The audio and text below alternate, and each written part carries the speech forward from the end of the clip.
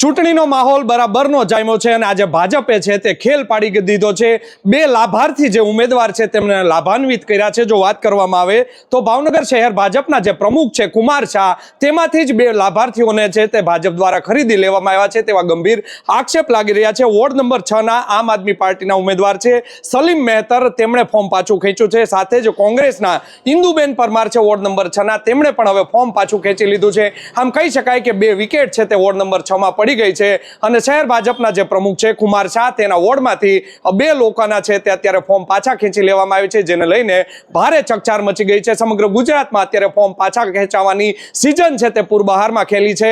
કોંગ્રેસના ઉમેદવારો અહીંયા પહોંચી ગઈ છે। દર્શનાબેન જોશી પણ વોર્ડ નંબર 6 માંથી જ લડી રહ્યા છે। દર્શનાબેન, શું કહેશો? તમારી જે ટીમ છે તેમાંથી એક વ્યક્તિ અત્યારે તૂટ્યા છે, એ લોકો હાર ભાડી ગયા છે।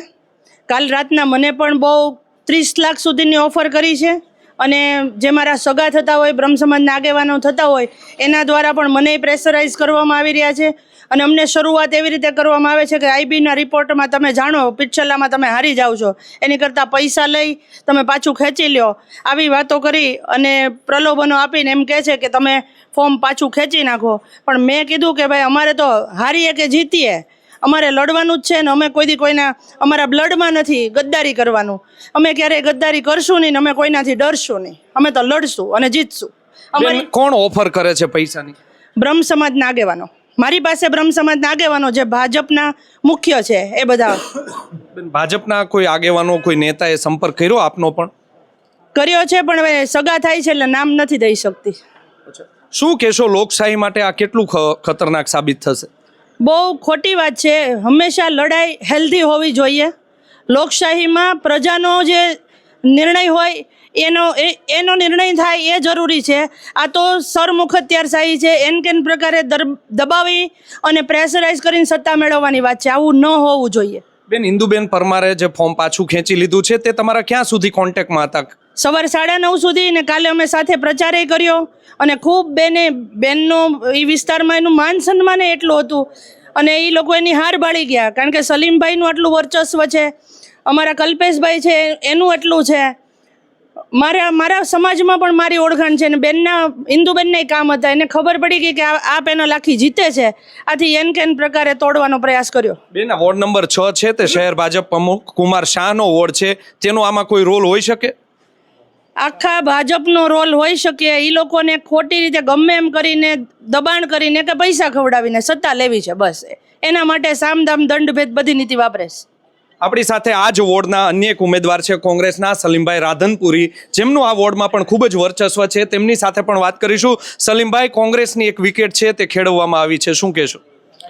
અત્યારે છેલ્લા જ્યારથી ફોર્મ ભરાણા ત્યારથી પરિસ્થિતિ સતત એવી હતી અને ફોર્મ જે ચકાસણી થયું ત્યારે એ લોકોએ મારા ફોર્મની અંદર વાંધો લીધેલો હતો અને એ વાંધામાં મેં અગાઉ ડિબેટ આપી હતી કે એ વાંધાની અંદર ભાજપ શહેરના પ્રમુખ, તમામ હોદ્દેદારો, લીગલની પૂરી ટીમ અને જેટલું એ લોકોની અંદર જેટલું બળ પ્રયોગ કરવાનું હતું એ બધું કરી લીધું, પણ સત્યની વિજય થયો હતો। એટલે હવે એ લોકોએ અમારા જે એક સાથી ઉમેદવાર હતા ચોથા ઇન્દુબેન પરમાર, એની સાથે કોઈ પણ જાતના લાલચ, પ્રલોભન, ધાક, ધમકીનો ઉપયોગ કરી અને સવારે 9:30 વાગ્યા સુધી અમારા કોન્ટેક્ટમાં હતા અને ઓફિસ સમય હજી શરૂ થાય ત્યાં સુધીમાં તો અમને જાણ થઈ, અમે અહીંયા આવ્યા ત્યાં સુધીમાં તો એમનું ફોર્મ પરત ખેંચાઈ ગયું એવી અમને માહિતી મળેલ છે।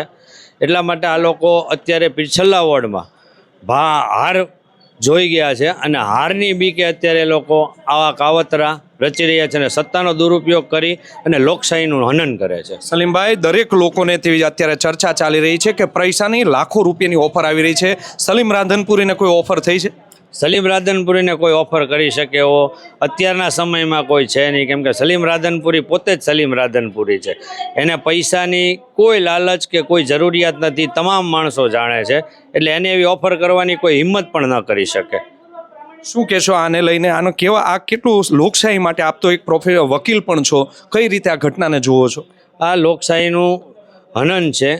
આવી રીતે જો ચૂંટણી જીતાતી હોય અને આવી રીતે લાલચ, પ્રલોભન, ધાક ધમકી આપી અને તોડજોડની નીતિથી જો તમે રાજકારણ કરતા હોય તો એની કરતાં તો રાજકારણ કરવું ન સારું। સાચી વસ્તુને સાચી હકીકત એવી છે કે જો હિંમત હોય અને સત્તા પક્ષ ઉપર હોય તો સામે લડવું જોઈએ, આવા કાવતરા રચવા ન જોઈએ. આપણી પાસે વોર્ડ નંબર 6 ના કોંગ્રેસના અન્ય એક ઉમેદવાર છે કલ્પેશભાઈ મણિયાર, જેઓનું પણ મોટું નામ છે. તેમની સાથે પણ વાત કરીશું. કલ્પેશભાઈ, પહેલો સવાર કેટલી ઓફર આવી છે, કેટલા રૂપિયાની?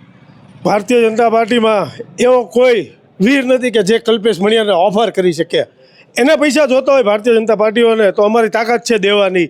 અને જ્યારે ઇન્દુબેનની વાત કરીએ તો એમનો દીકરો ઘનશ્યામ જે આરટીઓમાં કામ કરે છે, એનો દીકરો ઘનશ્યામ આરટીઓમાં કામ કરે છે, એને મારી સાથે સવારે 9:30 વાગે ફોનમાં વાત થાય છે કાર્યાલય ખોલવાની, અને મને કે હું તમને મળું છું. અને પછી અમને જ્યારે જાણવા મળ્યું તો અમે અહીંયા પહોંચ્યા તો એ ફોર્મ આવીને ખેંચીને વહી ગયા છે.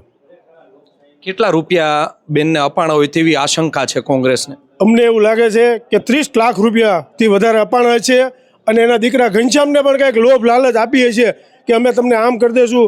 કારણ કે ઘનશ્યામના આરટીઓમાં સાચા ખોટા ઘણા કામ હોય છે, એમાં કદાચ એને ફિટ કરવાનો પણ આ ભારતીય જનતા પાર્ટીના શાસકોએ બીક બતાડ્યું હોય, કદાચ પોલીસ તંત્રનો પણ ઉપયોગ કર્યો હોય એવું અમને સ્પષ્ટપણે લાગી રહ્યું છે.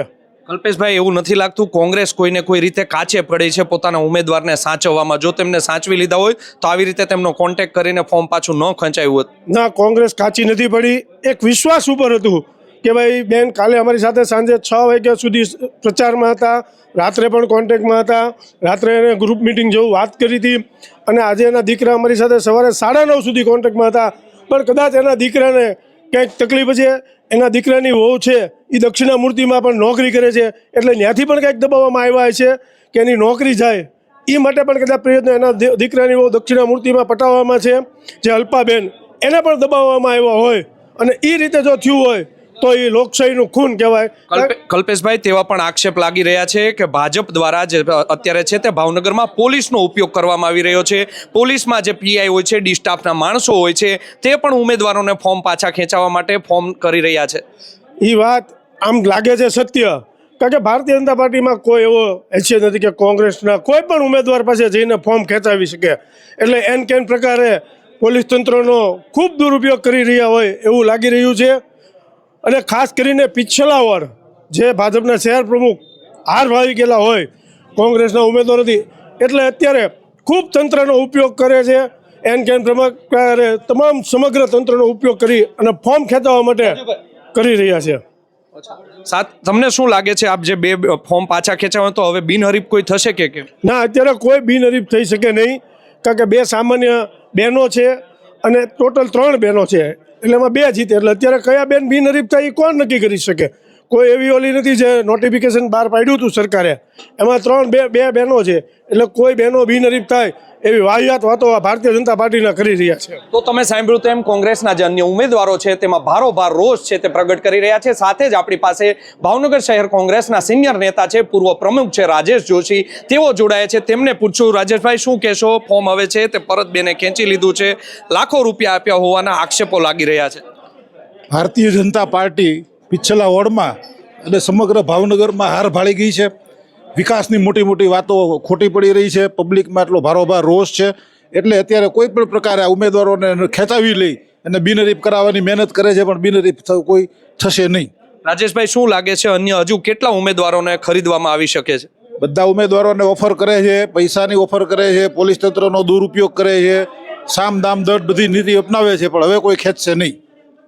તો આપે સાંભળ્યા હતા ભાવનગર શહેર કોંગ્રેસના નેતાઓ છે, અન્ય જે ઉમેદવારો છે, તેઓ આક્ષેપ કરી રહ્યા છે લાખો રૂપિયાની છે તે ઓફર કરવામાં આવી રહી છે. પરંતુ આપે જે સાંભળ્યા આ કોંગ્રેસના સંનિષ્ઠ કાર્યકરો છે તેમને પણ ઘણી ઓફર થઈ છે, પરંતુ તેઓ લોકો છે તે વેચાણા નથી. જોવું રહ્યું હજી સાંજ સુધીમાં, બપોરે 3 વાગ્યા સુધીમાં કેટલા ફોર્મ છે તે પાછા ખેંચાય છે અને કેટલા લોકો છે તે પૈસાના ભાવે વેચાઈ જાય છે. પૈસાના લાભાર્થીઓ છે તે કેટલા બને છે તે તો હવે આવનારો સમય જ કહેશે. પણ ચોખ્ખા આક્ષેપ લાગી રહ્યા છે કે ભાવનગરમાં પોલીસનો પણ છે તે બેફામ ઉપયોગ થઈ રહ્યો છે. અનેક ભાવનગરના એવા વિસ્તારો છે કે કુંભારવાડા વિસ્તાર હોય, બોરતળાવ વિસ્તાર હોય, તેમાં પણ આમ આદમી પાર્ટીના કાર્યકરો હોય કે કોંગ્રેસના કાર્યકરો હોય, તેમને પોલીસના જે જવાનો છે, ડી સ્ટાફના માણસો છે, તેમના દ્વારા પણ ફોન કરવામાં આવી રહ્યા છે અને લાખો રૂપિયાની ઓફર કરવામાં આવી રહી છે કે તમને હોદ્દા પણ આપીશું અને સાથે છે તે મોં માગ્યા પૈસા પણ આપીશું. સાથે પણ એવી ચર્ચા ભાવનગરમાં ચાલી રહી છે કે ભાવનગરથી જે વલભીપુર વાળો એક રોડ આવેલો છે, ત્યાં વચ્ચે એક જે ગામ આવે છે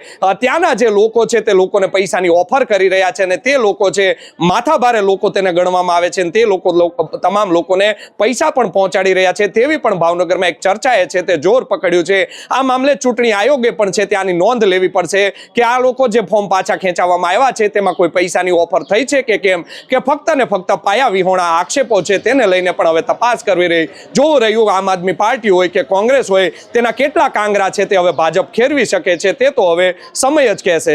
યશપાલસિંહ ચૌહાણ, નવજીવન ન્યૂઝ, ભાવનગર.